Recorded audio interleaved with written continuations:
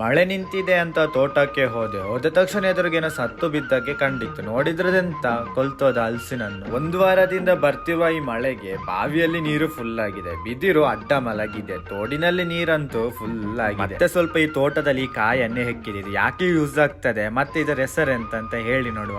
ತೋಟದಿಂದ ಬರುವಾಗ ಒಂದು ಹಲಸಿನ ಹಣ್ಣು ಸಿಕ್ತು. ಅದನ್ನು ಮನೆಗೆ ತಂದು ಪಚ್ಚಿದನ್ನು ಬಿಡಿಸಿ ಅಮ್ಮನ ಜೊತೆ ಗಟ್ಟಿ ಮಾಡ್ಲಿಕ್ಕೆ ಹೇಳಿದೆ. ಹಲಸಿನ ಗಟ್ಟಿ ಮಾಡ್ಬೇಕು ಅಂದ್ರೆ ಬಾಳೆ ಎಲೆ ಬೇಕು. ತೋಟದಿಂದ ಬಾಳೆ ಎಲೆ ತಂದು ಹಿಟ್ಟನ್ನು ಅದರಲ್ಲಿ ಕಟ್ಟಿ ದಿಕ್ಕೆಲ್ನಲ್ಲಿ ಬೇಯಲಿಕ್ಕೆ ಇಟ್ಟೆವು. ಸಂಜೆ ನಾನು ಹಲಸಿನ ಗಟ್ಟಿಯನ್ನು ಕೋಳಿ ಸಾರಿನಲ್ಲಿ ತಿಂತಿರುವಾಗ ಅನ್ನ ಕಾಲ್ ಮಾಡಿ ಹೇಳಿದ, ಭಟ್ರನ ತೋಟದ ಕನಿಯಲ್ಲಿ ಡೆಂಜಿ ಉಂಟಂತೆ, ಬೇಕಾದ್ರೆ ಹಿಡಿಬಹುದು ಅಂತ. ತಿನ್ನೋದ್ರಲ್ಲಿ ಫಸ್ಟ್ ನಾವು ಇದೆಲ್ಲ ಬಿಟ್ರೆ ಹೇಗೆ ಅಂತ ಪೊಟ್ಟೆ ಹಿಡ್ಕೊಂಡು ಏಡಿ ಹಿಡಿಲಿಕ್ಕೆ ಹೊರಟೆವು. ಹೋದ ತಕ್ಷಣವೇ ಒಂದು ಏಡಿ ಸಿಕ್ಕಿತ್ತು. ನಾವ್ ಅನ್ಕೊಂಡ್ವಿ ಇಲ್ಲೊಂದು 10-15 ಏಡಿ ಹಿಡ್ದೆ ಮನೆಗೆ ಹೋಗುವ ಅಂತ. ಇಲ್ಲಿ ನಾವೇ ಹುಷಾರಂದ್ರೆ ನಮಗಿಂತ ಈ ಏಡಿನ ಹುಷಾರು. ಕೆಲವೊಂದು ಕೈಗೆ ಸಿಕ್ತಿಲ್ಲ, ಜಸ್ಟ್ ಅಲ್ಲಿ ಮಿಸ್ ಆಯ್ತು. ಕೊನೆಗೆ ಖಾಲಿ 3 ಏಡಿ ಹಿಡ್ದೆವು. ಏಡಿ ಕಮ್ಮಿ ಸಿಕ್ತು ಅಂತ ಮೀನಿಗೆ ಬಲೆ ಹಾಕಿದ್ರೆ ಅದರಲ್ಲಿ ಕೂಡ ಬರೀ 4 ಮೀನು ಸಿಕ್ತು ಮಾರೆ.